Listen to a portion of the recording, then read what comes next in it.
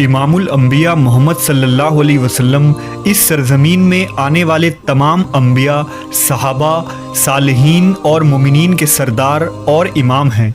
तमाम इंसानों की कामयाबी का वाहिद ज़रिया नबी सल्लल्लाहु अलैहि वसल्लम की मुबारक ज़ात और आपकी इताअत है। अल्लाह ने हुजूर सल्लल्लाहु अलैहि वसल्लम की नबूवत और रसालत की हक़ानियत साबित करने के लिए हर तरह के दलाइल और निशानियाँ वाज़ेह तौर पर दिखा दी और इंसानियत को अपने सच्चे नबी की तमाम हुज्जत तमाम कर दिया।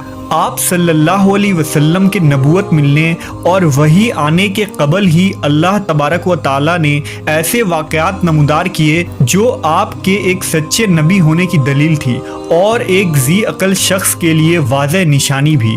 उन निशानियों और मुआजिज़ात में नबी की पैदाइश के वक्त होने वाले गैर मामूली वाक़यात हैं जो उस वक्त मौजूद लोगों ने अपनी आँखों से देखा और आपके नबूवत के गवाह साबित हुए।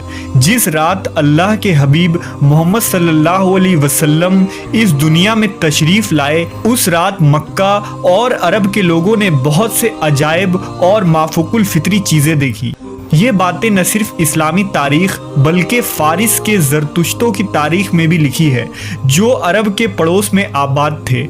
आमुल फील वाले साल अरब में एक रोशन सूरज तुलू होने वाला था जिसकी बशारत नबियों ने सैकड़ों साल कबल दे दी थी और बहुत से लोगों ने पेशन गोई भी कर दिया था। अरब में उस साल ऐसे ऐसे वाक़यात होने लगे जो इस बात की निशानी थी कि एक नबी माबूस होने वाले हैं। इस साल ज़मीन सरसब्ज़ हो गए, फसलों में इजाफा हो गया, दरख्त फलों से भरकर झूलने लगे, बारिश खूब हुई, गोया ये खुशहाली का साल था। कुरैश ने ऐसा मौसम कभी नहीं देखा था। एक रिवायत में आप सल्लल्लाहु अलैहि वसल्लम ने फरमाया कि मैं अपने बाप इब्राहीम की दुआ और ईसा इब्न मरियम की बशारत हूँ। मेरी माँ ने ये ख्वाब देखा कि उनके जिस्म से एक ऐसा नूर निकला जिससे शाम के महल्लात रोशन हो गए।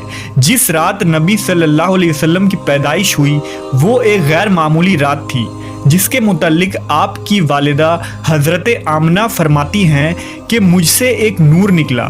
मैंने देखा कि इससे शाम के शहर बसरा के महल्लात रोशन हो गए। मैंने चंद ऐसी दराज कद औरतों को देखा जैसे कि वो अब्द मनाफ की बेटियां हों। हज़रत आमना फरमाती हैं कि मैंने देखा कुछ मर्द फ़िज़ा में अपने हाथों में चांदी के बर्तन लिए खड़े हैं। इस रिवायत को इमाम हाकिम ने नकल किया है जिसके मुतालिक इमाम सयूती ने लिखा कि हज़रत आमना ने शाम के महल्लात देखे, वो हालत बेदारी में था। हज़रत उस्मान की वालिदा बयान करती हैं कि मैं उस रात हज़रत आमना के पास थी जिस रात नबी सल्लल्लाहु अलैहि वसल्लम की वलादत हुई। मैं घर में हर तरफ रोशन और नूर महसूस करती थी और सितारे करीब से करीब तर हो रहे थे, यहाँ तक कि मुझे गुमान हुआ कि ये मेरे ऊपर गिर पड़ेंगे। और मैंने खाना काबा को देखा कि वो नूर से मुनव्वर हो गया था। अल्लामा इब्न जौज़ी ने लिखा है कि जब हुजूर सल्लल्लाहु अलैहि वसल्लम की विलादत हुई तो फरिश्तों ने आहिस्ता और ऊंची आवाज़ से ऐलान किया, हज़रत जिब्रील बशारत लाए और अर्श खुशी से झूम उठा। हुरैन अपने महल्लात से निकल आई और अतर निछावर करने लगी। रिजवान को हुक्म दिया गया कि फिरदौस आला आरास्ता करो। नेज़ हज़रत आमना के घर में अदन से परिंदे भेज दो जो अपने चोंचों के ज़रिया मोती बिखेरे। हज़रत आमना के इर्द गिर्द फरिश्ते खड़े हो गए और उन्होंने पर खूब फैलाए। नेज़ तस्बीह और तहलील करने वाले फरिश्ते इस कसरत से उतरे कि तमाम बहरोबर और नशीबो फराज भर गए।